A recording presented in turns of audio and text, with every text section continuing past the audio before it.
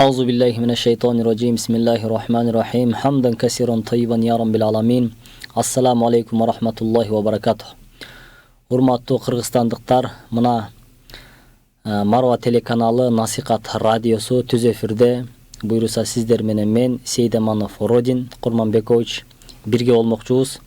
Анда эмесе бүгүнкү берекелүү түн тууралуу пайгамбар саллаллаху алейхи ва салламдын сөздөрүн, Аллах Тааланын берекелүү сөздөрүн сиздерге айтып берүүнү туура көрүп отурам. Ошого биз менен бирге болуңуздар. Аллах Субханаху ва Таала өзүнүн берекелүү сөзүндө Estağfirullah Inna anzalnahu fi leylatil qadr wa ma adraka ma leylatul qadr. Leylatul qadri khayrun min alfi shahr. Tenezzalul melaiketu ve ruhu fiha bi izni rabbihim min kulli amr. Selamun hiye hatta matla'il fajr. Allah Subhanahu wa Taala biz Kadir gecesinde emne kıldık, düşürdük deydi. Kadir gecesinin emne ekenin uşunday berekeli ekenin sen emne kaydan biletilen deydi. Kadir gecesi uşunday berekeli tün al 1000 aydan artık tün deydi. Kadir gecesinde periştelerden bir toğu Allah Taala'nın hükümü menen jer betine düşөт. Ошол түшкөн кезде тынчтык таңга чейин эмне кылынат дейт, созулат дейт. Аллах Субханаху ва Таала урматтуу мусулман бир туугандар, пайгамбарыбыз саллаллаху алейхи ва салламдын үммөтүнө болгон ушундай гам пикиринин эмнесинен себебинен, берекесинен улам эмне кылган, ушул сүрөнү Аллах Таала пайгамбарыбыздын эмнесин кайгы муңун кетирип, аны кубанычка, сүйүнүчкө бөлөшүшүн эмне кылган, ушул сүрөнү түшүргөн.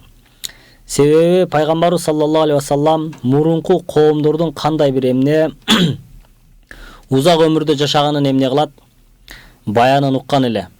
Алар 1000 жыл, 1,5 жыл ушундай бир узак өмүрлөрдү сүрүшкөндүктөн алар канчалаган ибадаттарды, канчалаган сооптуу амалдарды кылып Аллах Тааланын алдына барышат.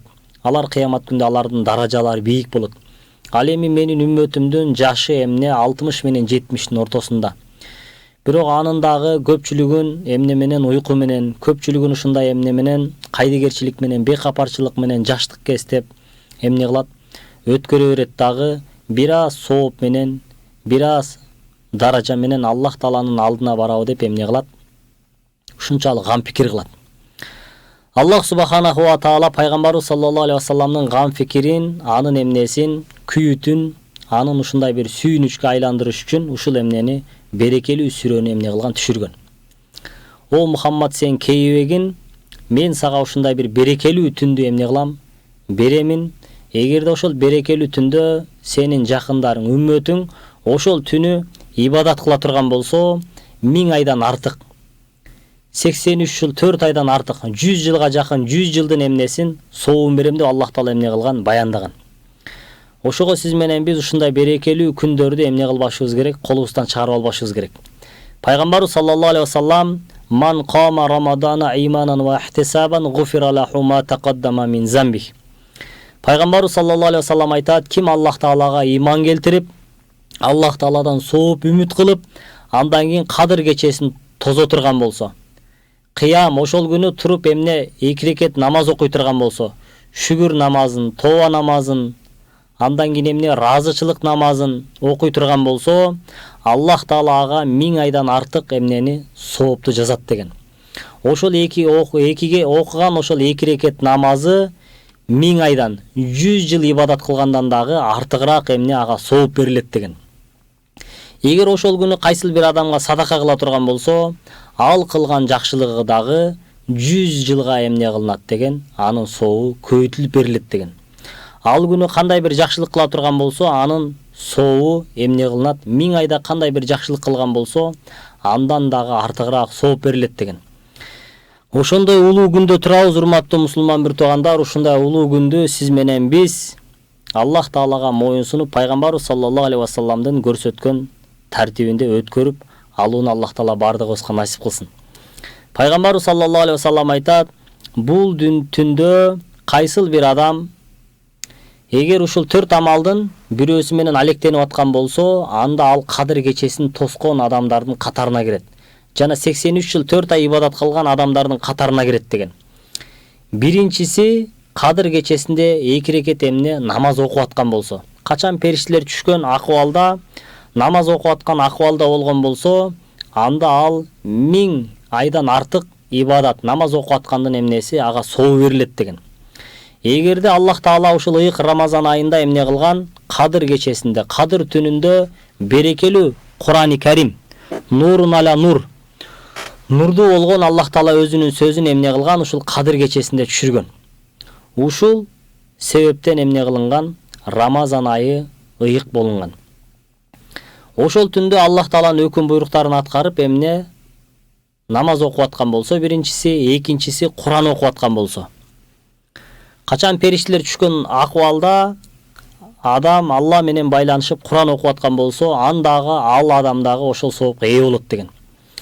Үчүнчүсү пайгамбарыбыз саллаллаху алейхи вассалам айтат, үчүнчүсү адам эмне кылып аткан болсо, зикир кылып, Аллах Тааланы мактап, даңктап, арулап, Аллага мактоо айтып, даңктоо айтып, андан кийин өзүнүн каалоо тилектерин кылып эмне кылып аткан болсо, дуа кылып аткан болсо, мына ошол эмне кылынат деген, ошол соопко ээ болот деген. Ал эми 4-чүсү саллаллаху аля Мухаммад саллаллаху алейхи вассалам, биринчиси эмне дедик? Намаз окуп аткан болсо, экинчиси эмне дедик? Кур'ан окуп аткан болсо, үчүнчүсү эмне дедик? Дуа кылып аткан болсо. Төртүнчүсү эмне кылып аткан болсо, зикир чалып аткан болсо, Аллах Тааланы мактап, даңктап. Ушул 4 түрлүү адам эмнеге Лайлатул Кадырдагы 1000 айдан артык соопко эмне кылынат, ээ болот деген. Бул түндө зикир чалып аткандагы 1000 жыл зикир чалган эмне адамдардын эмнесинде катарында деген. Бул түндө дуа кылып аткан адамдын соодагы 100 жылдап эмне ибадат кылып, 100 жылдап дуа кылгандын эмнесинде соонда катарында деген. Пайгамбар саллаллаху алейхи вассалам айтат, ыйык Рамазан айына туш келип, бирок кадыр кечесине дагы туш келип, ошол түндөн кайдыгер калган адам бардык нерседен куржалак калган адам сыяктуу дейт. Өмүрүнүн аягына чейин калган өмүрүн ибадат кылып өткөрсө дагы ошол түндүн эмнесинде берекесине жетпейт деген. Ошого сиз менен биз ушул түндү эмне кылып, ганимет билип, Аллах Тааланын өкүмүн пайгамбарыбыз көрсөткөн тартипте өткөрүп алууну, 1000 айдан артык ибадатка, соопко ээ болууну Аллах Таала бардыгыбызга насип кылсын. Бул түндө урматтуу мусулман бир туугандар, пайгамбарыбыз саллаллаху алейхи вассалам кээ бир кадыр кечесин тосуучулар бар, алар уйкудан калгандан башка эч кандай эмне соопко ээ болбойт деген. Алар кимдер десе, бизде дагы баягы уктабай койсоң эле таң атканга чейин ошол соопко ээсиң дегендер бар. Кээ бирлер эмнеде тозот, баняда тозот, кээ бирлер болсо футбол ойнойт, кээ бирлер бильярд ойнойбуз, кээ бирлер болсо эмне кылабыз, ушу денди ойнойбуз. Кээ бирлер ушундай кино көрөбүз, кээ бирлер ушундай бир эмне иштер менен алек болобуз. Таң атканга чейин уктабасак эсептеп эмне кылат? Ибадатсыз эмне кылат? Түндө өткөрүп беришет. Булар уйкудан калгандан башка эч кандай соопко эмне дейт? Ээ эмес дейт. Ошого урматтуу мусулман бир туугандар, сиз менен биз берекелүү Рамазан айына жеткирген Аллах Таалага моктолорду айтып, шүгүрлөрдү айтып, мына кадыр кечесине дагы жетип отурабыз. Жалпы жамаатыбыз менен, үй бүлөбүз менен, тууган туушкан эл журтубуз менен тосууну, ибадат менен өткөрүүнү, Алланын берекелүү эмнесине, күндөрүнө, түндөрүндө ибадат менен өткөрүп, ошол соопторго ээ болууну Аллах Таала бардыгыбызга насип кылсын. Мына төмөндө экранда 705 96 94 41 номерине, WhatsApp номеринен суроолоруңуздарды берсеңиздер, иншалла ушул жактан эмне кылабыз, жооп беребиз. Аллах субханаху ва таала, урматтуу мусулман бир туугандар, сиз менен бизди ушул берекелүү неаматтарды кадырлоону Аллах Таала бардыгыбызга насип кылсын. Азирети Абу Бакр радиаллаху анху айтат, момун мусулмандын үстүнө келген мүмкүнчүлүк бунут сыяктуу дейт. Эгер ошол мүмкүнчүлүк келген учурда пайдаланбаса, ал тез эле өтүп кетет деген. Ошого сиз менен биздин канчалаган түндөрүбүз, канчалаган күндөрүбүз уйкусуздук менен, канчалаган иштер менен, канчалаган жолго сапарга чыгуу менен, кандай бир эмнелер менен себептерден улам канчалаган күндөрүбүз эмне уйкусуздук менен өтүп кеткен күндөрүбүз бар. Бирок ал күндөрүбүзгө сооп берилбеген болсо, мына ушул күндөрүбүзгө түбөлүктүү эмнелер берилет, сооптор берилет. Сиз менен биз ушул күндөрүбүздү ганимет билип, өткөрүп алууну Аллах Таала эмне кылсын, насип кылсын. Пайгамбарыбыз саллаллаху алейхи вассаламдын ыйык Рамазан айындагы ушул Кадыр кечесиндеги дагы таравих намазын өзгөчөлөп эмне кылган, өзгөчө бир берекелүү сөзүн айткан. Ани Али радиаллаху анху риваят кылат. Пайгамбарыбыз саллаллаху алейхи вассалам 30 күндүк таравих намазын эмне кылган, 30 фазилетин айткан дейт. Ошол 26-сынан 27-сине караган Кадыр кечесиндеги фазилетин Пайгамбарыбыз саллаллаху алейхи вассалам ким эртелигеч Алланын ыраазычылыгы үчүн орозо кармап, кечинде таравих намазын жаамат менен окуй турган болсо, Аллах Таала кыямат күндө анын кыл көпүрөдөн чагылган чарт эткенче тез өтүүнү эмне кылат, мүмкүнчүлүгүн берет деген. Аллах Таала мына бүгүн дагы күнүбүздү Аллах Таала эртеден кечке орозо кармап, кечинде жамаатыбыз менен таравих намаз окууну Аллах Таала бардыгыбызга насип кылсын. Кыямат күндө урматтуу мусулман бир туугандар, Пайгамбар саллаллаху алейхи вассалам айтат: кыл көпүрө кылдан ичке, кылычтан курч дейт. Ошол кылдан ичке, кылычтан курч көпүрөнүн алды эмне тозок болот деген. Өтө албай калуучулардын бардыгы тозокко түшүүчүлөрдөн деген. Ал эми ошол жерден өткөргөнгө урматтуу мусулман бир туугандар, биздин бир күндүк эмнебиз, ибадатыбыз ошондой оор маселени эмне кылып атат, чечип атат. Аллах субханаху ва тааланын сүйүктүү пайгамбары Мухаммад Мустафа саллаллаху алейхи вассаламдын эрке үммөтү сиз менен бизге ушундай улуу эмнелер берилген, мүмкүнчүлүктөр берилген, жеңилчиликтер берилген.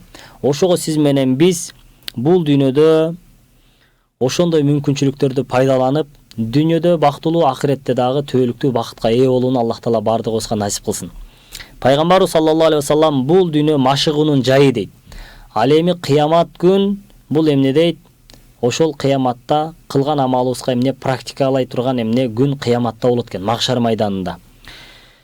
Бул дүйнөдө сиз менен биз көпүрөдөн өтүп бара жаткан кезде, я Роббим саллим саллим, о Аллахым, тынчтык менен, жеңилчилик менен ушул көпүрөдөн эмне мени өткөр, амандыкта, тынчтыкта өткөр деп дуа кылабыз.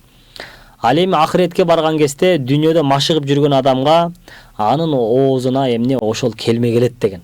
Жакшы амал кылган адамдар үчүн эмне кылынат? Ошол кыл көпүрөдөн эмне кылат? Шафаат кылат деген.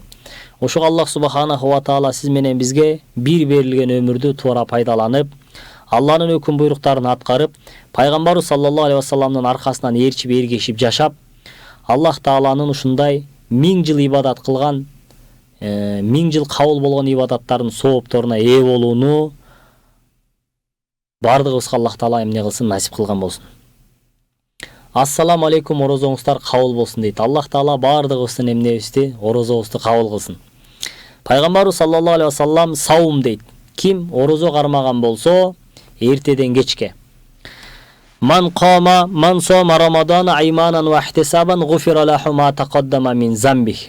Пайгамбар саллаллаху алейхи вассалам айтат: ким эртелигеч Аллага иман келтирип, соопту үмүт кылып орозо кармаган болсо, анын өткөнкү күнөөлөрүнүн бардыгы кечирилет дейт. Инсан деген сиз менен биз, урматтуу мусулман бир туугандар, аркабызга мындай кылчайып карап көрө турган болсок, тоодо үйүлгөн эмнелерибиз бар, күнөөлөрүбүз бар. Алдыбызга мындай назар сала турган болсок, ахиретти көздөй жумшаган сообуз өтө эмне аз. Ошого сиз менен биз ушундай ыйык күндөрдө, ыйык түндөрдө көптөгөн жакшылыктарды кылып калууну Аллах Таала эмне кылсын, насип кылсын. Көптөгөн мусулман бир туугандарыбыз дагы мына ушул күндөрдө, түндөрдө эмне кылат? Өздөрүнүн садакаларын, зекеттерин берет. Себеби биздин садакабыз дагы, зекетибиз дагы 1000 жылдык эмнеге, ибадаттын 1000 жыл бою, 100 жыл бою эмне садака бергендин эмнесине, соуна ээ болуп калсын деп эмне кылат? Аракет кылышат. Кечиресиздер, ошол 100 жылдык ибадатты 1000 жыл деп айтып алып атабыз. Кече жакында умрадан келген элек. Ал жакта Меккеде ар бир кылынган жакшылык эмне 100 миңге көбөйтүлөт деп айта берип, эмне тилибизге сиңип калган экен. Ошого кечирим сурайбыз. Бул күндө кылынган жакшылык эмне дейт? 100 миң эсе эмне кылынат дейт? Көбөйтүлөт дейт. Аллах субханаху ва таала сиз менен бизди чыныгы орозо тутуучу, чыныгы ыйман келтирүүчү, чыныгы моюн сунуучу, чыныгы итаат кылуучу, чыныгы мусулмандардан кылган болсун. Аллах субханаху ва таала өзүнүн берекелүү сөзүндө удхулу кафатан фис-силм. Эгерде силер менин диниме кире турган болсоңор, мусулман боло турган болсоңор, анда толугу менен мусулман болгула, толугу менен баш ийгиле, толугу менен ыйман келтиргиле, толугу менен пайгамбарым Мухаммад Мустафа саллаллаху алейхи ва салламды ээрчигиле, толугу менен менин өкүм буйруктарыма баш ийгиле дейт. Ким толук баш ийген болсо, ал толук кечиримге, толук соопко, толук ийгиликке, толук акыйкатка, толук түшүнүккө, толук бактылуулукка эмне кылат? Ал жетет деген.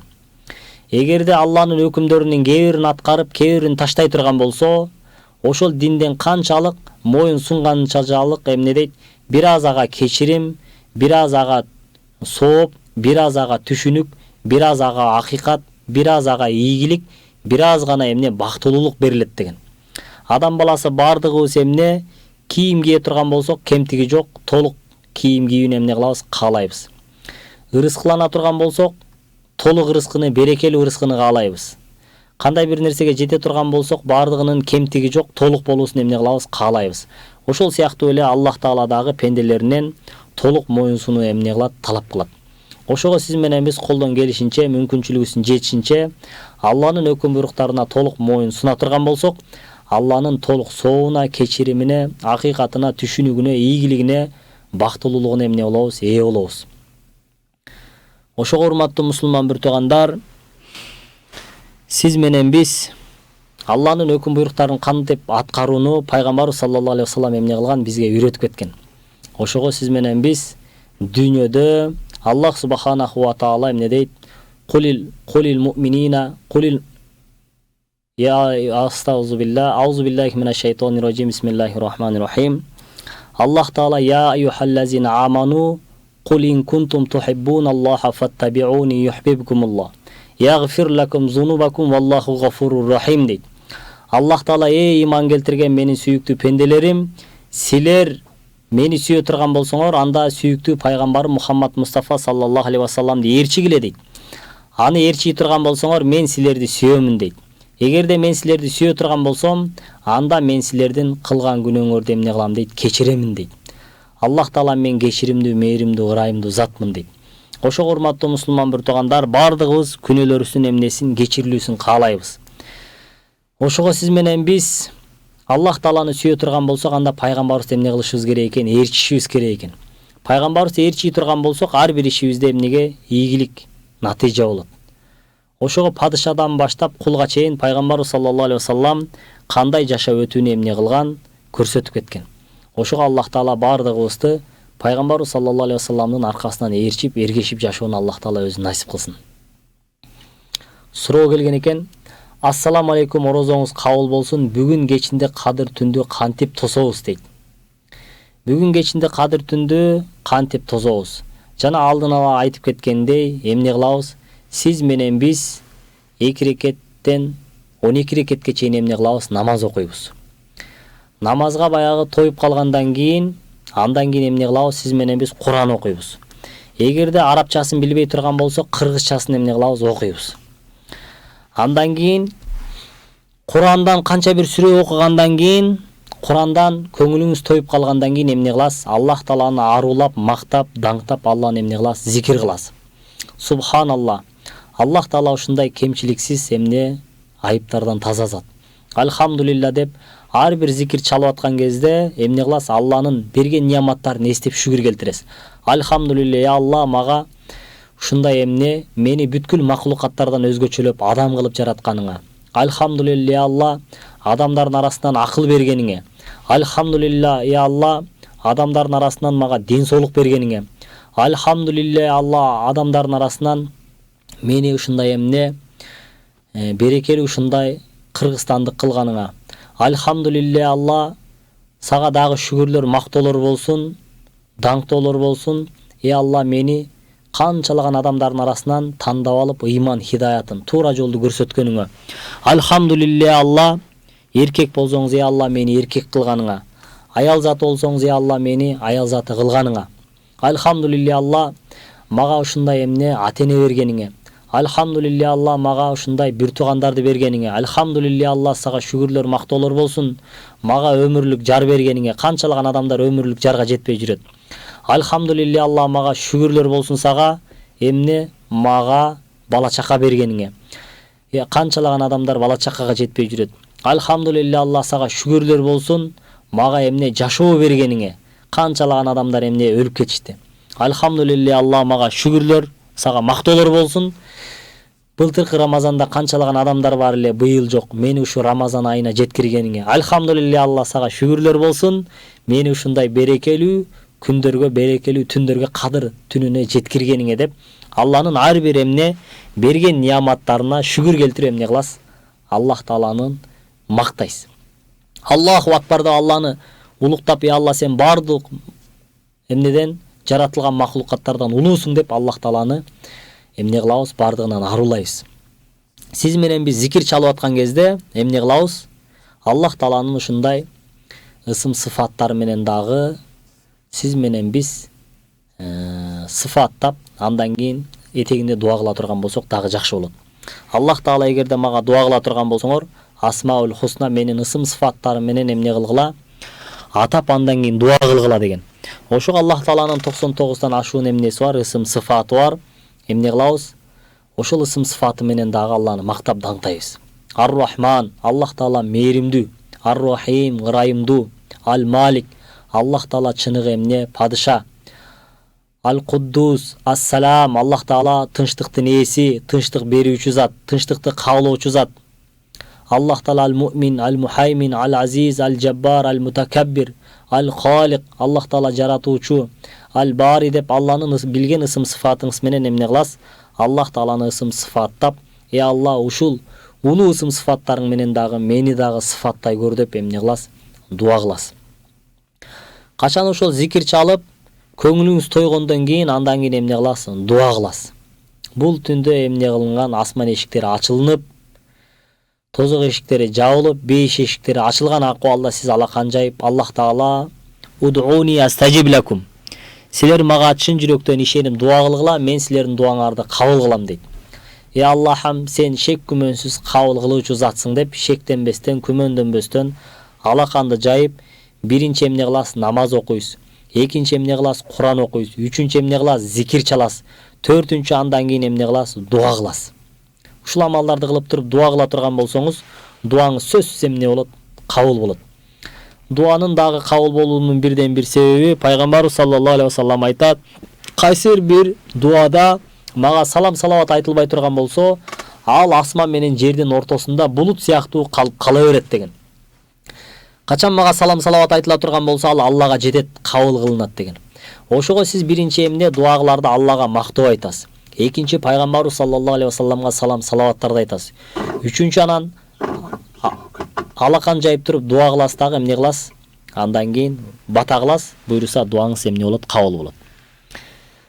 Суроо келген экен, суроого эмне кылабыз? Жооп беребиз. Ассаламу алейкум, кармаган орозоңуздар кабыл болсун. Мен орозо кармаганыма 6 жыл болду. Каза болгон орозомду кантип кутулсам болот? Садака аркылуу кутулууга болобу дейт. Сиз эмне кыласыз? Орозо бүткөндөн кийин каза орозолоруңузду эмне кылсаңыз болот? Кармасаңыз болот. Эгер каарылык себептен ден соолугуңуз жол бербей, оорулуу себептен бат-бат дары ичип, ошондой бир акыбалга жетип калган болсоңуз, анда эмне кыласыз? Мискин, 60 мискинге эмне кыласыз? Ооз ачар кылып бересиз. Же болбосо 30 мискинге, муктаж адамдарга ооз ачар кылып, ооз жабар кылып берсеңиз, иншалла эмне кыласыз? Ошол 1 жылдык орозоңуздан эмне кыласыз? Кутуласыз. Ассаламу алейкум устаз, намаз учурунда сүйлөйм. Сөмөй көтөрүп ар бир рекетте көтөрүлөбү же акыркы рекетте көтөрүлөбү дейт. Ашхаду алла илаха деп эмне аттахиятка келген кезде, ашхаду алла илаха иллаллах деген кезде эмне кылынат? Сөмөй көтөрүлүп, анан түшүрүлөт. Ошону эмне кыласыз? Ар бир аттахиятка отурулган кезде ашхаду алла илаха иллаллах дегенде эмне кыласыз? Көтөрөсүз. Ла дегенде көтөрөсүз, илаха иллаллах дегенде эмне кыласыз? Түшүрөсүз. Ассаламу алейкум, Кадыр түн кайсы күнү так күнүн айтып коюңузчу. Кээ бирлер бүгүн, кээ бирлери эртең деп атат. Рахмат дейт. Кадыр кечесин пайгамбарыбыз саллаллаху алейхи вассалам эмне Рамазан айынын акыркы 10 күндүгүндө издегиле деген. Сиз менен биз 10 күн уктабай койсок эмне болот? Жакшы болот. Кадыр түнгө сөзсүз туш келебиз. Ал эми пайгамбарыбыз саллаллаху алейхи вассалам дагы баягы 10 күнгө истидаты жетпей турган, мүмкүнчүлүгү келбей турган адамдарга эмне деген, дагы ачыктап жеңилдик берип, так күндөрүндө кармагыла деген. Ошол 20-сынан 21-ине караган эмнеси түнү. 22-синен 23-үнө караган түнү. 24-үнөн 25-ине караган түнү. 26-сынан мына бүгүн 27-сине караган эмнеси түнү. 28-нен 29-уна караган эмнеси түнү. Так күндөрү Кадыр кечесин тозо турган болсоңор, сөзсүз эмне кыласыңар? Илешесиңер деген. Ошого урматтуу мусулман бир туугандар, мына бүгүн так күндөрдүн бир күнү.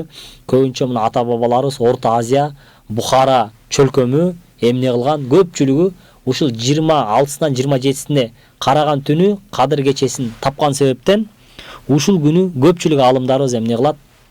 Кармашат. Ошого жалпы эмне кылабыз? Үй бүлөбүз менен Кадыр кечесин эмне кылабыз? Кадыр түнүн тозобуз. Эгерде үйдө баягы алаксып, балдарыбыз телефон менен ойноп алаксып уктап кетпей турган болсо, анда үйдөн тоссоңуздар болот. Эгерде баягы үйдөн өз алдынча ибадат кыла албай турган болсо, анда мечитке жөнөтсөңүздөр. Мечитте имамдарыбыз, дамлаларыбыз, аалымдарыбыз, устаздарыбыз кандай намаз окуш керек? Ал жактан 20 рекет эмне кылынат? 10 рекети куфтандан кийин, 10 рекети тахажжуттун убактысында 12ден кийин эмне кылынат? Окулат. Андан кийин зикир кылынат, андан кийин ал жакта дуа кылынат, андан кийин ал жакта Куран окулат. Ошентип ал жакта эмне жаамат менен эмне болот? Берекелүү болот. Кантип убакыттын өтүп кеткенин билбей каласыз. Көпчүлүк адамдар, кээ бирлери баягы ибадатка жакшы такшала электер, баягы үйдөн тозобузбу же мечиттен тозобузбу дегендерге эмне, эгерде үйдө уктап кала турган деңгээлде болсоңуз, ибадатка машыгып деңгээлине рахатын алып тат элек болсоңуз, анда жаамат менен тосконуңуз эмнеле болот? Жакшыраак болот. Эгерде аалым, илимдүү, билимдүү болсоңуз, анда эмне кыласыз? Үй бүлөңүз менен, бала чакаңыз менен үйдө эмне кыла бересиз? Кадыр кечесин тосо бересиз. Ассаламу алейкум ва рахматуллахи ва баракатух. Кадыр түндү үйдө намаз окуп тоссо болобу дейт. Болот. Ушул тууралуу айттык азыр жаңы эле. Мынакей, илимдүүлөр, билимдүүлөр үйдөн тосот. Кадыр түндү тосконду билгендер. Ал эми билбегендер мечитке барасыздар, иншалла билгендерден кантип тозооруңуздарды суразаңыздар. Имамдар айтып берет. Кадыр түндө канча саат, ал жерде 1 саат намаз окулса, 1 саат Куран окулат, 1 саат зикир чалынат, 1 саат дуа кылынат. Андан кийин ооз ачарга жакындап калат. Ошо менен оозду жабарга жакындап калат. Оозду жаап, баамдат намазыңыздарды окуп, андан кийин эмне үйүңүздөргө келе бересиздер. Ассаламу алейкум. Кадыр түн деп бир күн гана белгиленгенби? Намаз окуй элекмин. Дуа кылып коюңузчу дейт. Иншалла ошо намаз окуй электердин бардыгын Аллах Таала намаз окууну жүрөгүн ачуусун Аллах Таала насип кылсын. Намазды дагы Аллах Таала кимге насип кылган болсо, ошолор гана эмне кылат? Окуйт. Намаз окууга эми окуй электерге бардыгына бир лайфхак деп коет. Кантип жеңил баштап кетүүнүн жолун айтайын. Аллах субханаху ва таала «Валакад яссарнал Кур'ана лиззикр» дейт. Аллах Таала биз Куранды зикир ээлер үчүн эмне кылдык? Жеңил кылдык дейт. Сиз ар дайым Аллах Тааланы мактап, даңктап, улуктап, Алланы улуктаган чөйрөгө, кайсыл мечитте, кайсыл жерде баян болот, кайсыл жерде таалим болот десе, ошол жерге шашылып бара бере турган болсоңуз, кантип намаз окуп кеткениңизди эмне кыласыз? Билбей каласыз. Ошого Аллах Тааланы көп мактап, даңктап, зикир кылышыңыз керек. Ошондой зикир чөйрөлөрүнө аралашууңузду, барууңузду эмне кылабыз? Суранабыз. Ассаламу алейкум устаз, туткан орозоңуздар кабыл болсун. Кадыр түн күтөбүз деп ниет кылып отурабыз. Кадыр түн намазын кантип ниет кылабыз? Чоң рахмат дейт. 2 рекет шүгүр намазы. Алла ушул күнгө жеткиргениңе шүгүр деп 2 рекет шүгүр намазына ниет кылып эмне кыласыз? Нафил намаз. Алла сенин ыраатчылыгың үчүн окуганга эмне кылдым? Ниет кылдым. Аллаху акбар деп эмне кыласыз? Намаз окуй бересиз. Андан кийин тоба намаз. 2 рекет Аллахым ушул убакка чейин билип билбей кылган күнөөлөрүмдүн бардыгын кечир. Мен чын жүрөктөн тоба кылдым. Эми ушундай күнөө иштерге эмне кылбайм? Кайтпайм. жалган сөз айтпайм, уурулук кылбайм, зынакорлук кылбайм, чагымчылдык кылбайм, ичтаарлык кылбайм, көрө албастык кылбайм. Андан кийин өзүмчүлдүк кылбайм, текеберчилик кылбайм, сараңдык кылбайм, берешем болом, кичипейил болом. Андан кийин эмне болом, ушундай жакшы адам болом деп сиз жакшы бүгүндөн баштап жаңы барактан эмне жашоо баштайм деп жакшы ниет кылып эмне кыласыз? 2 рекет тоба намаз. Алла, сенин ыраазычылыгың үчүн 2 рекет тоба намазын окуганга ниет кылдым. Холисан лиллахи таала, Аллаху акбар деп ниет кылып, кулагыңызды кагып эмне кыласыз? Окуй бересиз. Шүгүр намаз окусаңыз дагы эмне болот? Эсеп болот. Ассаламу алейкум, орозоңуз кабыл болсун. Бүгүн кадыр түндө мечиттен тозуш керекпи же үйдөнбү дейт. Бунун маселесин дагы айттык. Эгер тосконду билгендер болсо, алар үйдөн тозо беришет. Эгер тоспогонду билбегендер болсо, анда аларды мечитке эмне кылыш керек? Жөнөтүш керек болот. Саламатсызбы, кармаган орозоңуз кабыл болсун. Орозо кармайм. Ашказаным ооруйт. Эмне кылсам болот дейт. Аллах Таала ашказаныңызга эмне берсин? Шифа берсин. Кээ бирлер ушул орозо кармап, Алланын өкүм буйруктарын аткарып, ашказаны айыгып кеткендер бар. Эгерде ооруңуз күч ала турган болсо, анда Аллах Таала ооруган адамдар үчүн, сапардагы адамдар үчүн айыккандан кийин, сапарынан кайтып келгенден кийин, андан кийин орозосун тутсун деп Алла эмне берген? Жеңилдик берген. Качан шифа тапкандан кийин иншалла эмне кыласыз? Орозоңузду кармап бересиз. Bir күнүнө 1 күн кылып. Орозоңуздар кабыл болсун. Кичинекей бөбөктүн кийимин өртөп салса болобу дейт. Кичинекей бөбөктүн кийимин өртөп салсаңыз болот. Азыр кичинекей кийимдер, балдардын кийимдери мечитке да келет. Бирок ошол кээ бир мукташ үй бүлөлөр мурда ошол кийимдерди алып кетет эле. Бүгүнкү күндө Кудайга шүгүр кийим аябай көбөйүп кеткен себептен эски кийимдерди эмне кылбай калышты, албай калышты. Ошого өртөп салсаңыз эмне болот? Болот. Ассаламу алейкум, кандайсыз? Туткан орозоңуз кабыл болсун. Менин бир суроом бар эле. Кош бойлуу кезде чачты кырса болобу дейт. Эгерде сиз чачты кырсаңыз болот, эгерде оорулуу себептен врачтар чачыңызды алышыңыз керек. Сиздин эмнеңизге, ден соолугуңузга таасирин тийгизип атат. Балаңыз эмне буйруса жакшы болот деген эгерде ушундай бир чечимге келишкен болсо гана эмне алсаңыз болот. Ал эми аял заты чачын албай, ушул эмнеден ийинден узартып жүргөнү эмне болот? Шариатка ылайык келет. Пайгамбарыбыз саллаллаху алейхи вассалам эмне дейт? Аялдарга окшогон эркектерге окшогон аялдарга Алланын наалаты каргышы болсун деген. Сахабалар кайсыл эркектер аялдарга окшогон десе, чачтарын узартып эмне ийинге чейин, эркектин чачы ийинге тийип кала турган болсо, бул эркекке, аялга окшогон эркек болот. Ал эми ийинден чач өйдө көтөрүлүп кала турган болсо, анда бул эмне дейт? Аялдардын чачы ийинден өйдө көтөрүлүп кала турган болсо, эркекке окшогон аялдар үчүн дагы наалат каргыш болсун деген. Ошого аялдын чачы ушул ийинден эмне өйдө болбош керек. Ийинден ылдый түшүп туруш керек. Эки жака башын кыймылдаткан кезде ийинин шыпырып туруш керек. Ал эми эркектики эки жака башын кыймылдаткан кезде ийинге чачын өстүрсө эмне болуш керек? Узун ушул жерге чейин келиш керек, тийбеш керек. Ассаламу алейкум, туткан орозоңуздар кабыл болсун. Эжемдин небереси доктурда операция болоор алдында турат. Мен кайын журтуман орозо питирге бериле турган акчаңарды чогултуп чыгарып ушул балага бергилечи деп сурандым. Ушул кылганым туурабы? Айтышын айтып кыжалат болуп атам дейт. Жок, кыжалат болбоңуз. Сиз ошол баягы тууган эмнеде билинет, ушундай кыйынчылыкта билинет. Ошого туушканыңыздан баардыгын чогултуп, туугандар деген группага жөнөтүңүз. Биздин ушундай бир тууганыбыз муктаж болуп ооруп отурат. Ошого эмне кылайлы? Садака питирибизди, зекетибизди чогултуп ушуга берейли. Тууган ушундай кыйынчылыкта күйбөсө, ал туугандын эмнеси, эмне кереги бар? Ошого эмне кылабыз? Туугандар ата-бабалар эмне дейт? Бир чымчымдан көңүл алат, бир чымчымдан көңүл калат деп койгон. Сиз садака питириңизди башка жака берсеңиз, ооруп жаткан муктаж бир тууганыңыз эмне кылат? Мен биякта кыйналып акча таба албай жүрсөм, булар мага күйүт кылбастан мени сүйбөй, күйбөй, башка адамдарга берип атат деп таарынчы ушудан болот дагы. Ушул бир чымчымдан көңүлү калып кеткен болсо, өмүр бою катташпай, мамилени эмне кылат? Үзүп коет.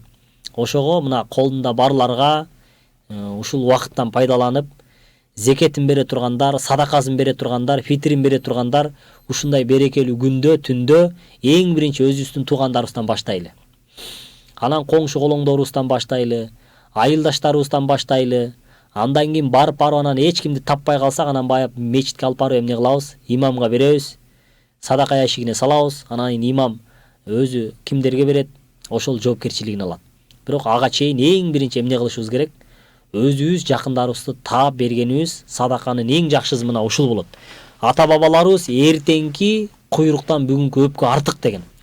Ошого сиз менен биз чыда жакшы болуп кетет деп аларды соротуп отура бербестен, колдон келген мүмкүнчүлүгүбүздүн болушунча тыйын тыпырларыбызды берип, жардамын кылып, алардын батасын алып калайлы. Бата менен эл көгөрөт, жамгыр менен жер көгөрөт деген ата бабаларыбыз. Ошого эмне кылабыз? Аллах Таала лам яшкурун наса ва лам яшкурулло дейт пайгамбарыбыз саллаллаху алейхи вассалам. Адамдарга ыраазычылык билдире албаган, кыйналган адамдарды ыраазы кыла албаган адам ал Алланы ыраазы кыла албайт дейт. Ошого мына берекелүү ыйык Рамазан айында берешендүүлүк кылып, адамдарды ыраазы кылып, Алланын ыраазычылыгына жетип калууну Аллах Таала бардыгыбызга насип кылсын. Ассаламу алейкум устаз, медресеге окуйын деп ниет кылып атам. Дуа кылып коесузбу? Аллахым ыраазы болсун дейт. Аллах Таала сизди эң жакшы медресеге туш кылып, эң чоң аалымдардан, эң чоң кыздарыбызды устазы алималардан кылган болсун. Ассаламу алейкум устаз, орозоңуз кабыл болсун. Кадыр түндө намаз окубасам дагы таспит тартсам болобу? Сунуш берип коюңузчу дейт. Эгер намаз окуганды билбегендер болсо, дарат алып келип жамаат менен эмне кылат? Таравих намазында, тахажжуд намаздарына кошулуп окуй берет. Багымдат намазына жеңил. Имамга уюдум ушул имамга деп эле. Имам эмнени кылган болсо, ошол билген нерсеңизди эмне кыласыз? Кыла бересиз. Ихлас ва халас деп койгон. Билбеген адамдар үчүн чын жүрөктөн ихлас кылып, Аллахым кабыл кыл деп ниет кылып, кичпейилдүүлүк менен аракетиңизди кыла турган болсоңуз, ошол жамааттын алган соогуна ээ боло бересиз. Андан кийин билген эмне кылыңызды, намазыңызды ошентип жамаат менен окугандан кийин зикириңизди, дуаңызды эмне кыласыз? Кыла бересиз. Ассаламу алейкум, динибизде тушоо кесүү барбы дейт. Биздин бул ата бабалардын салты, баягы ушул бала чалынбай, чулунбай, жашоодо бир кыйынчылыктарга туш келбей, жакшы жашасын, жакшы бассын деп, жакшы ниет жарым ырыс дейт. Ошого эмне кылат? Тушоо той берип, кой союп, коңшу колоң тууган туушкандарды чакырып, алардын батасын алып, баласына эмне кылат? Бата алышат. Ошого шариатка каршы келбей турган эмне амалдардан. Орозоңуздар кабыл болсун. Кадыр кечеси маарек болсун. Аллахым бардык дуа тилектерибизди кабыл кылсын. Куранды арабча билип, бирок Куранды кыргызча окуп койсо болобу дейт. Арабча билип, арабча окуганыңыз жакшы. Бирок кыргызча маанисин окуганыңыз дагы эмне болот? Жакшыраак болот. Себеби кыргызча маанисин эмне кыласыз? Түшүнөсүз. Мааниси ушундай турбайбы деп арабча баягы окуп жүргөн сүрөлөрүңүздүн эмне кыргызчасын окуп кое берсеңиз да болот. Кадыр түндү саат канчадан баштап тособуз? Мир алган эртең менен канчага чейин? Ата-энебизге багыштасак болобу дейт. Ооба. Кадыр түн мынакей шам намазынан кийин башталды буюрса, багымдат намазына чейин болот. Ошого эмне кыласыз? Сиз менен биз эгерде ата-энеңиз өтүп кеткен болсо, ата-энеңизге эмне кыласыз? Аллахым, ушул кадыр кечесинде канчалаган сооп тапкан болсом, ушул ата-энемдин жаткан жерин жайлоо кылып, топурагын торкоо кылып, бейишиң ачык тозогун култанган акыбалда эмне бейишиңе чыгара көр деп дуа кыласыз. Тозокто болгон болсо бейишиңе чыгар деп. Эгер бейиште болгон болсо, Аллахым даражасын бийик кыл деп эмне кыласыз? Суранасыз. Илгери ата-бабаларыбыз өткөндөр даңкталмайын, тирүүлөр баркталбайт деп койгон. Ошого өтүп кеткен адам пайгамбар саллаллаху алейхи вассалам айтат, сууда агып бараткан адамга окшош дейт. Сууда агып бараткан адамдын бир эле максаты бар экен. Ушул тегеректеги адамдар мени куткарса экен деген гана эмнеси бар экен, максаты бар экен. Ада баягы сууда агып бараткан адамда бизнес кылыш керек эле, үй салыш керек эле, машина алыш керек эле, катын алыш керек эле деген ушундай нерселер эмне оюна келбейт экен. Эмне себептен? Ошол бир өлүм алдында турган себептен. Ал эмне тегеректиндеги ким мени куткарса экен деген гана ой максаты болот экен. Ошол сыяктуу акыретке өтүп кеткен адамдын дагы бир эле максаты болот деген. Менин ушу бала чакам, небере чөбөрөм, калып кеткен урпагым эмне? Менден уланган урпагым, дос жаран жакындарым, кимиси мага Куран окуп, кимиси мага садака кылып, кимиси кандай бир сооптуу амалды кылып мага багыштап жөнөтөр экен деп өтүп кеткен ата бабаларыбыз эмне кылат экен? Үмүт кылат экен. Ошого сиз менен биз алардын үмүтүн таш каптырбай, ар дайым намаз окусак, ороза кармасак, зекет берсек, садака берсек, курбанчылык кылсак, кандай бир сооптуу амалды кылган болсок, аларга багыштай беришибиз керек. Себеби пайгамбарыбыз саллаллаху алейхи вассалам өткөн адамга сооп багыштоодо силер сараңданбагыла деген. Канча соопту аларга багыштаган болсоңор, ошончо сооп дагы силерде калат деген. Кээ бир адамдарда ошондой ой болушу мүмкүн, мен 1000 сооп таап, аны ата-энеме, өтүп кеткен чоң ата, чоң энеме багыштап койсом, өзүмдө жок калат го. Кой, бербей эле коеюн деген ой болушу мүмкүн. Аны кыжалат болбостон бере бериңиз. Ал 1000 деген сооп өзүңүзгө дагы эмне кылынат? 1000 деген сооп болуп жазылат. Устаз кадыр түндө кандай зикирлерди айтуу керек? Дуа кылганда пайгамбарга кантип салават айтабыз дейт. Ар ким өзүнүн эмнесин билген намазын окуйт. Ихлас кылас дагы эмне ихлас ба халас дейт. Билген сүрөңүздү окуйсуз, билген дуаңызды кылгас, эмне кыласыз? Андан кийин Аллах Таала менин дуамды, зикиримди кабыл кылды деген эмнеде болосуз, ойдо болосуз. Пайгамбарыбыз саллаллаху алейхи вассалам айтат, кайсыл бир амалда адам ихластуулук менен таважжух менен тавадду, ада Аллага жүздөнүү менен, кичипейилдүүлүк менен, ихластуулук менен амал кылына турган болсо, ал Алланын алдында кабыл дейт. Анан шек күмөнбөстөн кылган болсо дейт. Ал эми шайтан алейхиналланын максаты эмне экен? Ар бир амалга шек салуу. Намаз окуп атсаңыз, бардыгынын намазы жакшы болуп атат, сеники кабыл болбой жатат дейт. Куран окуп атсаңыз эмне дейт? Бардыгы жакшы Куран окуйт, сеники окшошпой жатат дейт. Зикир чалсаңыз дагы, чаламучук зикир чалып атасың, сеники кабыл эмес деген ушундай эмне? Васваса жаман ой пикирлерди, эмнелерди салып турат шайтан алейхиналла. Максаты ошол күмөн салуу. Ал эми күмөндүү амалдар Алланын алдында кабыл эмес. Ошого ар бир амалдын башында, ортосунда ниетибизди жаңылап, Алланын ыраазычылыгы үчүн деп эмне кылабыз? Ниетибизди түздөп, ихлас кылып, шайтан алейхиналла жаман ой пикир салган болсо, аузу биллахи минаш шайтанир ражим, бисмиллахир рахманир рахим деп, андан кийин эмне амалыбызды улай беребиз. Ассаламу алейкум, мен сизге суроом бар эле. Мен күндө кечинде саат 12-1лерде келем. Аялым экөөбүз ошонун айынан көп урушуп жатабыз. Эмне кылсак болот дейт. Эми бул жерде баягы ата бабаларыбыз эркек элдики деп койгон. Ошого мынакей мүмкүнчүлүктөн пайдаланып бүткүл жалпы аял затына кайрылып кетебиз. Урматтуу аял заты, урматтуу энелер, эжелер, карындаштар, өмүрлүк жарлар жана кыздарыбыз, бардыгыңыздарды эмне биз багабыз деп элибизге, жерибизге, мекенибизге, динибизге ушинтип эмне кылып жүрөбүз, кызмат кылып жүрөбүз. Ошол себептен биз эмне кайсыл жерде бир кармалып, кечигип калган болсок, менин байым, менин бийим, менин арстаным, менин эл багарым, менин журт багарым, элге, жерге, мекенге, динге кызмат кылып, чарчап, чалыкса дагы, ушундай кечиксе дагы, эр азаматтуулук кылып, эрктүүлүк менен эмне кылып жүрөт, кызмат кылып жүрөт деген жакшы күмөндө болуңуздарды эмне кылабыз, суранабыз. Биз деле эрте келип, эртерээк эс алууну каалайбыз.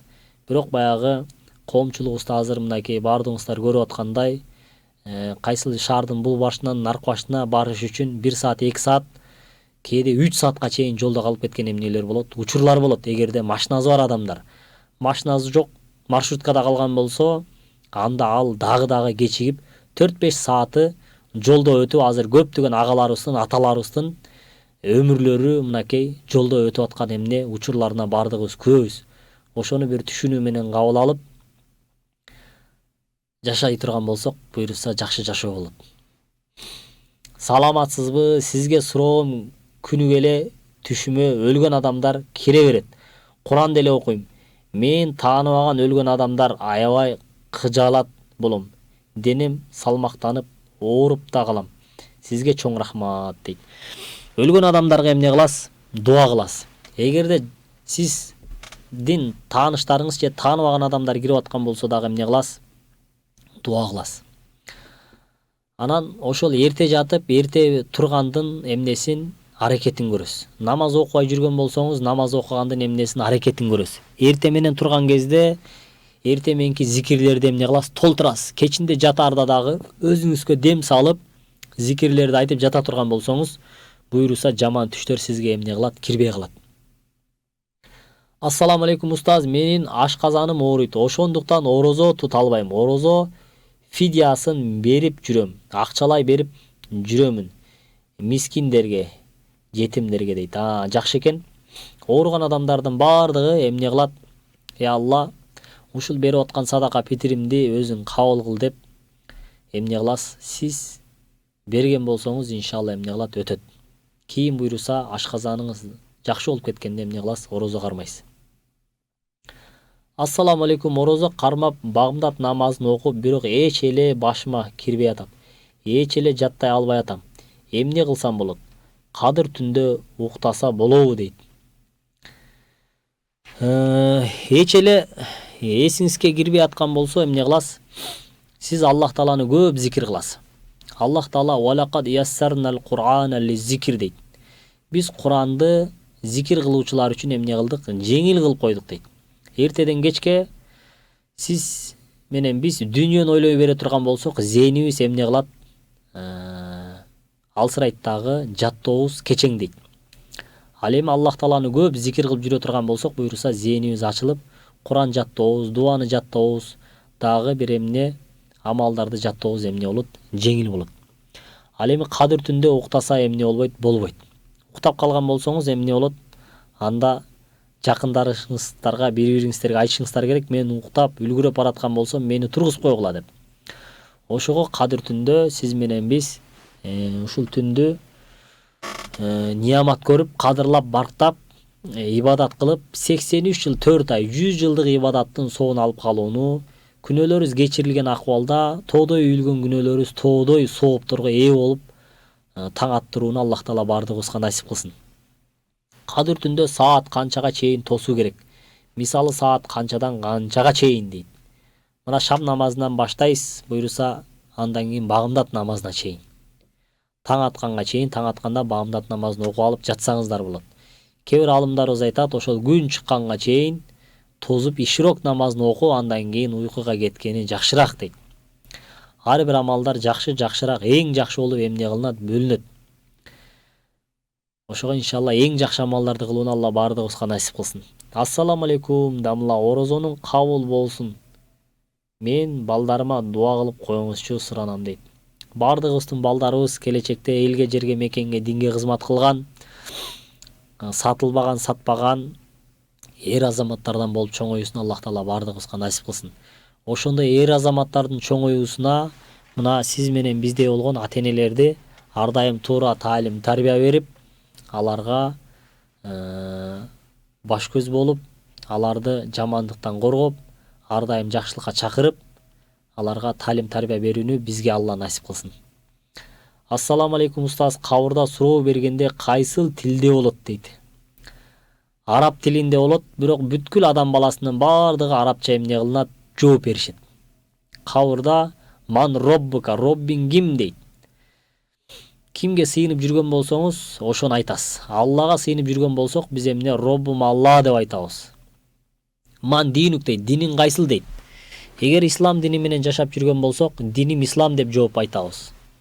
Эгер каалагандай жашап жүргөн болсок, ла адри, мен эч нерсе билбейм деп жооп беребиз. Пайгамбарың ким дейт. Эгерде пайгамбарыбыз саллаллаху алейхи вассалам, Мухаммад Мустафа саллаллаху алейхи вассаламды ээрчип эргешип, сүйүп, анын сүннөтүн амал кылып жашаган болсок, пайгамбарым Мухаммад Мустафа саллаллаху алейхи вассалам деп эмне кылабыз? Жооп беребиз. Эгерде сиз кумириңиз кайсыл бир футболчу болгон болсо, же бир артист болгон болсо, кимди кумир туткан болсоңуз, менин пайгамбарым мына ушул деп эмне кыласыз? Жаңылыштык сөз айтасыз. Ошого жаңылбас жаак, мүдүрүлбөс туяк болбойт дейт. Ошого ушул убакытка чейин кимди кумир тутуп келген болсок, эгерде пайгамбарыбыздан башканы, Алладан мынакей тооба кылып, кечирим сурап, андан кийин пайгамбарыбызды кумир тутуп, эмне ээрчий турган бир күн келди. Ошого Аллах Таала бардыгыбызды пайгамбарыбызды ээрчип, кыямат күндө кабырда пайгамбарым Мухаммад деп жооп берүүнү бардыгыбызга насип кылсын. Ассаламу алейкум, мен ашказаным тамак жесем ооруйт. Сарылыкта суу менен жаап коем, кабыл болобу дейт. Болот. Пайгамбар саллаллаху алейхи вассалам бир урттам суу менен болсо дагы эмне саарылыкка туруп силер эмне кылгыла, ооз жапкыла деген. Себеби саарылыкта береке бар деген. Бир урттам суу ичип, бир чистем нан жей турган болсоңуз, кечке чейин эмне жеңилдикте болот. Ошого сиз суу ичип эмне кыласыз? Бир урттам суу ичип нан жеп жаба бересиз. Ассаламу алейкум, орозо тутуп аткан убакытта тишти жууса болобу дейт. Тишти жуусаңыз болот, мисвак менен гана. Ал эми мисвак жок болгон болсо паста менен эмнеге жууганга болбойт. Себеби ооз ачылып калыш коркунучу бар. Биздин алымдарыбыз эмне дейт? Паста оозду ачат дейт. Ошого жыттуу нерселер эмне кылынбайт, колдонулбайт. Ассаламу алейкум, менин атым Акжол. Даватка кетейин деп жаттам, бирок акча жок болуп атат. Таксырлар алып кетеби дейт. Жакшы, иншалла сиз мечитке барып, мен Алланын жолуна чыгайын деп атам деп өзүңүздүн талабыңызды көрсөткөн болсоңуз, чыгам деп чын жүрөктөн ниет кылган болсоңуз, буюрса акча эмне ал кийинки орунда табыла турган нерсе. Жамаатыңыз буюрса алып барып келет. Күмүштүн баасына баалап баасын чыгардым дейт. Эми акчасын садака же зекет кылып беришим керек. Суроо: садаканы же зекетти кандай кылып кимдерге берсем жакшы болот дейт. Күмүштүн баасы менен чыгардым дегенде бул эмненин баасы болду экен? Үстү неметилбей калыптыр. Жаңы төрөлгөн баланын чачын алганда күмүштүн баасы менен, алтындын баасы менен чыгарылат. Өз негизи алтын болгондо баягы өзү 6000 сом тегереги болот. Ал эми күмүштүн баасы болсо бир 3000 сом тегереги болот. Ошого сиз эмне муктаж адамдарга берип кое бересиз. Аллахым ушул баламдын башын аман кыл, ден соолугун чын, өмүрүн узун, рызкысын кең кыл деп жакшы ниет кылып эмне кыласыз? Чачын алгандан кийин ошол таразага тартып, ошонун өлчөмүнчө алтын күмүштүн акчасын садака кылып кое бересиз. Салам алейкум устаз, орозо атынан катуураак айтыңызчы. Арак сатуучуларга тыюу сала турган жолдору барбы дейт. Орозо атынан катуураак айтыңызчы. Арак сатуучуларга тыюу сала турган жолдору барбы дейт. Арак бул эми эң чоң куллу майсирун харамын деген пайгамбар саллаллаху алейхи вассалам ар бир мас кылуучу харам деген. Бул эми арак күнөөлөрдүн эмнеси, тамыры деген. Ошол себептен иншалла эмне кылабыз? Мамлекетибизге дуа кылабыз, башчыларыбызга дуа кылабыз, кайрылуу кылабыз. Буюрса келечекте мынакей биздин падышаларыбыз бир эле эмне бул арак заводун жаап кое турган болсо, бул түшкөн акчадан башка заводдордон акча түшсүн деп. Бул арак заводунан түшкөн акча дагы башка заводдордон түшүп аткан акчанын берекесин эмне кылат? Кетирет. Ошого мынакей мамлекет башчыларына кайрылат элек. Ушул арак заводун бизде жаап эле кое турган болсо, мына башка көптөгөн заводдор ачылып атат. Ошодон түшкөн акча биздин мамлекетибизге береке болуп келет эле. Башка жактан түшүп аткан берекенин да берекесин кетирип, ушул арак заводдон, шампан заводдон, вино заводдон түшүп аткан акчалар дагы арам аралашып кетип, эмне берекесин кетирип атат. Арамдан түшкөн нерсе арамга гана жумшалат деген. Эч убакта ал эмнеге? Адалга жумшалбайт. Адалга жумшалса дагы ал кабыл кылынбайт. Ошого мына жабыла турган болсо дагы мамлекетибиз өнүгүп өсүп, алдыңкы катарларга эмне кошулат деген үмүттөбүз. Мына Садыр абабыз дагы, президентибиз Ажообуз дагы 2030 жылы биз 30 өлкөнүн эмнесинде алдыңкы катарларга чыгабыз деген үмүтүбүз бар деп атат. Буйруса бардыгыбыз жапа тырмак колдон келишинче, мүмкүнчүлүгүбүздүн жетишинче жардам кыла турган болсок, сөзсүз эмнеге алдыга чыгабыз. Эгерде ар кимибиз ар жактан ушул мамлекет башчылары, иш башчыларды көрө албастык кылып эле иштетпестен, бутунан тартып, колунан тартып, аларды жамандап, аларды сүйүлөп, аларды ушинтип кыжырланта бере турган болсок, иштеп аткан адамдардын бардыгы көңүлү калат дагы, иштегизи келбей калат.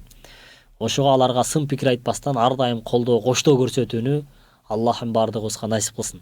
Ичкен адамдардын бардыгын ичкилигин таштап, тооба кылып, андан кийин эмне? Аллах Тааланын сүйүктүү кулдарынан болууну Алла насип кылсын. Пайгамбарыбыз ыйык Рамазан айы кирип келсе дагы 4 түрлүү адам Кадыр кечесин тосса дагы алардын эмнеси, күнөөсү кечирилбейт деген. Сахабалар коркуп, я Расулалла кимдер деген кезде, биринчиси ата энесине ак болгон адамдар дейт. Ата энесин какшатып, бала эмейле бале болуп, ата энесинин көңүлүн калтырган адамдардын кадыр кечесин тосса дагы аларга 1000 жылдык сооп 100 жылдык сооп кадыр кечесиндеги кечирим аларга берилбейт деген. Экинчиси, пайгамбарыбыз саллаллаху алейхи вассалам айтат, ыйык Рамазан айы кирип келип дагы арагын токтотпостон улантып ичкен адам дейт. Кадыр кечесин тосса дагы анын күнөөсү кечирилбейт деген. Ошо урматтуу мусулман бир туугандар, сиз менен биз эмне кылабыз? Ошондон сактанабыз. Үчүнчүсү, саллаллаху алейхи Мухаммад саллаллаху алейхи вассалам эмне дейт? Бир тууганчылык мамилесин үзгөндөр дейт.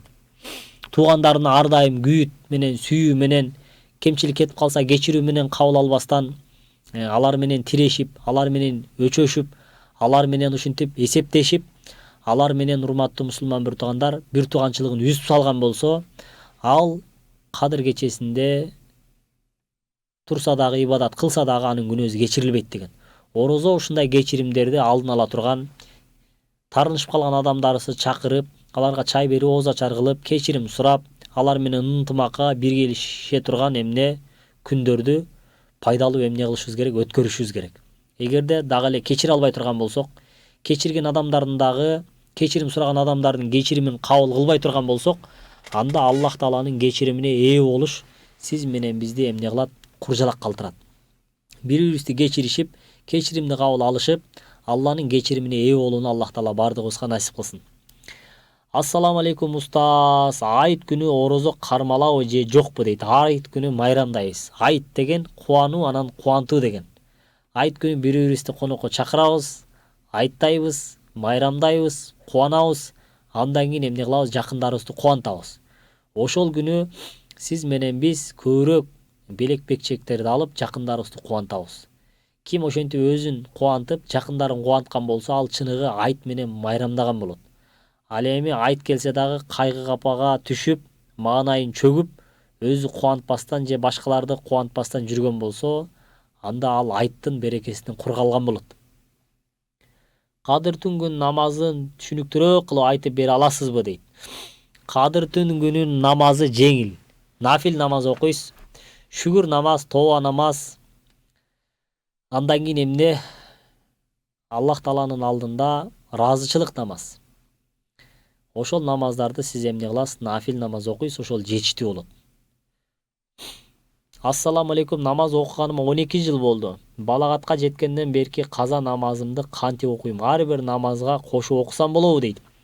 Ар бир намазга кошуп окусаңыз болот. Учурдан пайдаланып айтып кетейли. Азыр Насаат медиа директори Улан байкебиз жакшы приложение ойлоп таап, ошол Насаат медиага кылып койду, киргизип койду.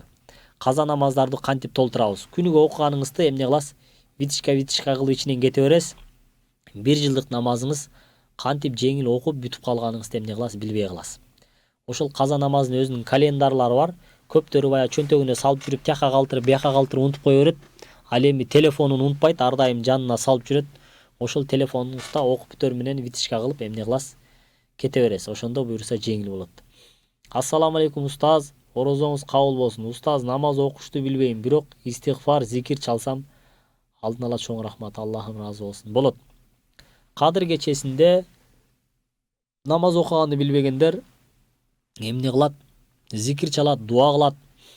Андан кийин кошулуп кылыңыз? Жамааттын шарафаты менен, жамаат менен кошулуп дарат алып келип намаз окуңуз. Эгер эркек болгон болсоңуз. Аял болсоңуз, анда аял заты үйдө окуганды билген адамдар менен кошулуп намаз окуганы дагы жакшыраак болот. Ассаламу алейкум. Туткан орозоңуздар кабыл болсун. Устаз, менен апам ооз аштырбай эле 4 нан алып коңшуларга эле таратып койсом болот деп жатса, мен айттым, андан көрө ооз аштырбайсызбы? Кошуналарды чакырып деп айтып токтотуп койдум. Туура эмес кылдымбы дейт. Ал эми жакшы туура кылгансыз, баягы ооз аштырган жакшы болот. Туугандарды, коңшуларды үйгө чакырган жакшы ооз ачарда. Анан ооз ачып койгула деп нан берген болсоңуз, азыр Кудайга шүгүр бардыгынын үйүндө нан бар. Нанга көп деле адамдар илгеркидей, бизге нан берди деп сүйүнбөйт. Тамак аш алып барып берсеңиз сүйүнүшү мүмкүн, бирок нанга азыр ушундай бир токчулукта жашап атабыз. нанга үйүндө калбай калган адам эле нан жокта келип калды деп эле сүйүнбөсө, мындай нан бергенге көпчүлүгү сүйүнбөй калды. Тамак аш кылып берсеңиз эмне кылат? Сөзсүз сүйүнүчтүүрөөк болот. Ошого жакшыраагын кылган болсоңуз эмне болот? Өзүңүз үчүн жакшы болот. Ассаламу алейкум. Мен 1,5 жылдан бери ооруп иштебей жаттым эле. Байкем орозо питирди мага берсе болобу? Же башка эле муктаждарга бергени жакшыбы дейт. Эң жакшысы ошо сизге берген жакшы. Байкеңиз дагы, иниңиз дагы, ата-энеңиз дагы, тууган туушкандарыңыз дагы, коңшу колоңдоруңуз, дос жарандарыңыз дагы бардыгы сизге берген эмне эң жакшы болот. Сиз ошо жатып калган болсоңуз, эмне кыласыз? Алардын берген садакасын, зекетин алып, дар-дармегиңизге кенен кесир жумшап, эртерээк айыгып кеткен болсоңуз, буюрса ден соолугуңуз чың болуп, өмүрүңүз узун болуп, анан элге, жерге, мекенге, динге кызмат кылып, сиз дагы элдерге, муктаждарга жардам берип калууну Аллах Таала сизге насип кылсын. Мен намаз окуганды билбейм. Жөн гана зикир айтсам болобу дейт. Болот.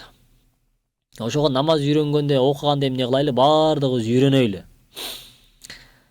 Ал эми кээ бирлер мынакей ыйык Рамазан айы кирип келген кезде намаз окубай эле орозо кармасам болобу дейт. Болот. Бирок эмне? Исламдагы 5 фарз бар: Аллага иман келтирүү, намаз окуу, орозо кармоо, зекет берүү, ажылыкка баруу. Фарз деген сөз карыз деген эмне маанини туюндурат.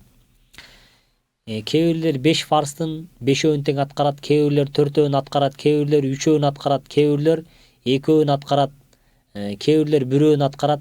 Ар ким колунан келишинче аткарган болсо карыздан кутулду деп эмне болот? Эсеп болот. Колдон келишинче карыздын чекесинен баарын кутулганын аракетин көрүш керек. Ассаламу алейкум. Кандайсыз? Бидаат деген эмне? Жана ал тууралуу мисал келтириңиз. Аны аткарса күнөө болобу дейт. Бидаат деген бизде койрихи ва шаррихи деп бөлүнөт. Жакшы анан жаман деп.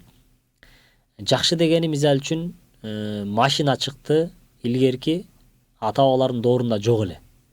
Илгерки заманада жок эле, азыр эмне бар? Пайдаланабыз бардыгыбыз. Ошол эмне болот? Бидаат деген эмне? Жаңы чыккан нерсе деген сөз. Ал эми динде болбогон нерселерди чыгаруу, динде жок нерселерди. Ошол шар болот дагы биздин жашообузга, дүйнө акыретибизге эмне? Зыян алып келет. Зыян. Ошол диндеги жок нерсени.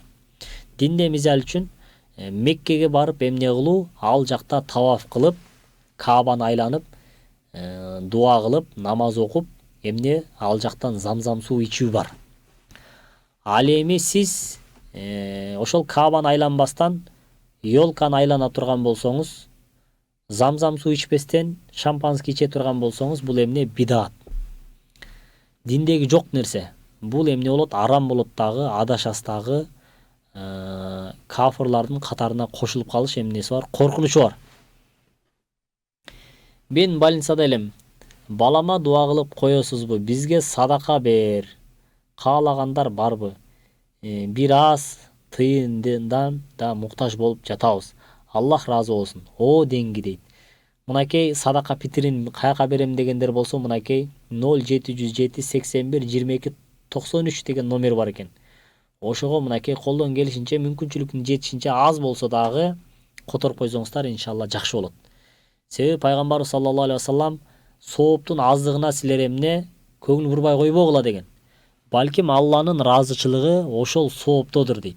Алла эгер ошол ишиңерден ыраазы болуп кала турган болсо, эч убакта нааразы болбойт деген. Ошого сиз менен биз ар бир жерде эмне кылышыбыз керек? Сооп кылганга мүмкүнчүлүк эшиктери ачылдыбы? Сиз менен биз жакшылыкта сук болушубуз керек. Бир аз кылган садакам жетет, бир аз окуган намазым жетет, бир аз кылган дуа тилектерим жетет деп кайдыгерчилик эмне кылбашыбыз керек? Кылбашыбыз керек болот. Ассаламу алейкум. Орозодо кеч калып ооз ачса эч нерсе болбойбу? 7-8 минут ага дейт. Себептерден улам, жолдо калып кеттиңиз, ичей турган, жей турган нерсеңиз жок калган болсо, анда эмне кыласыз? Жеткен жерге жетип, анан ичип жейсиз. Ал себептерден улам болот. А эгер мүмкүнчүлүк болуп туруп эле андан кийин кечиктирген болсоңуз, бул соо азыраак болот. Себеби пайгамбарыбыз саллаллаху алейхи вассалам эмне кылган? Оозду эртелетип ачып, убагы кирер менен. Андан кийин ооз жабаарды кечиктирип жабуу менин сүннөтүм деген. Пайгамбарыбыз саллаллаху алейхи вассалам эмне кылган? Өз убагында ооз жаап, анан өз убагында кечиктирип ооз жапкан. Ошол пайгамбарыбыздын сүннөтүнө эргешсек, дагы да соо көбүрөөк болот. Ассаламу алейкум, орозоңор кабыл болсун. Ооз ачарда, анан ооз бекиткен сайын даарат алып туруш керекпи? Сөзсүз айтып коюңузчу дейт. Жок, даарат шарт эмес. Ооз ачар убактысы болуп калды, сиз оозуңузду ачып дуа кылып, андан кийин барып даарат алып намазыңызды окуй бересиз. Ооз жабар убагында да ушундай. Эгерде жунуу акыбалында боло турган болсо дагы, турса, ооз жаба турган учур болуп калган, оозун жаап алып, андан кийин гусулун алып, жуунуп, тазаланып, намазын окуп эмне кылат? Андан өзүнүн ишин кыла берет, эс ала берет. Саламатсызбы, туткан орозоңуз кабыл болсун. Көп кредиттерден кутулуу үчүн кандай дуа кылсам болот? Алдын ала рахмат дейт. Биринчиси ошол эмне кылыш керек? Эч качан эми кредит албайм деп жүрөктөн чечим чыгарыш керек. Андан кийин я Аллахым, ушул кредитимден кутулууну мага жеңил кыл. Мен эми экинчи албайм деп тооба кылышыңыз керек болот. Андан кийин эң биринчи өзүңүздүн эмне ошол кутулгандын аракетин кылышыңыз керек. Анан баягы тууган туушкан, дос жаран, жакындардан баягы жардам сурашыңыз керек. Эртерээк мага эмне ушуну кутулууга жардам бериңиздер деп. Андан кийин ошону кутултуп алгандан кийин, кутулуп алгандан кийин эч убакта ушу кредит деген нерсеге эмне жолобошуңуз керек. Себеби өзүңүздө турган берекенин баардыгын кредит барар менен эмне кылат? Кетирет, жоготот. Тапканыңызда береке кетет дагы, эч нерсеңизге жетпей калат. Этегинде ошол кредит берген адамдарга кул болуп өмүрдөн өтүп кетиш эмнеси болот, коркунучу болот. Ошого колдон келишинче, мүмкүнчүлүгүнүн жетишинче ушул кредит деген нерсеге жолобоңуздар деп эмне кылат элек? Суранат элек. Ушуну менен урматтуу мусулман бир туугандар, мына бизге бөлүнгөн убакыт соңуна келип жетти. Бир аз убакыт болсо дагы мынакей түз эфирден баардыгыбыз эмне кылдык? Ыймандаштык. Аллах Таала баардыгыбызды угуучу, уккан аят хадистерибизге моюн сунуучу, элибизге, жерибизге, мекенибизге, динибизге кызмат кылып, бактылуу өмүр сүрүп, үлгүлүү инсандардан болуп жашоо өтүүнү Аллах Таала насип кылсын.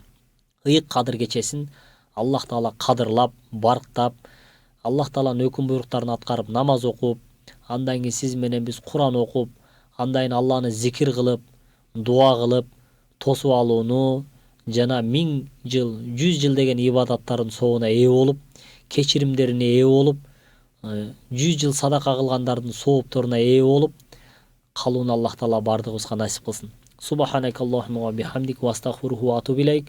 Хамдан касиран тойибан я раббил аламин. Амин. Аллаху акбар.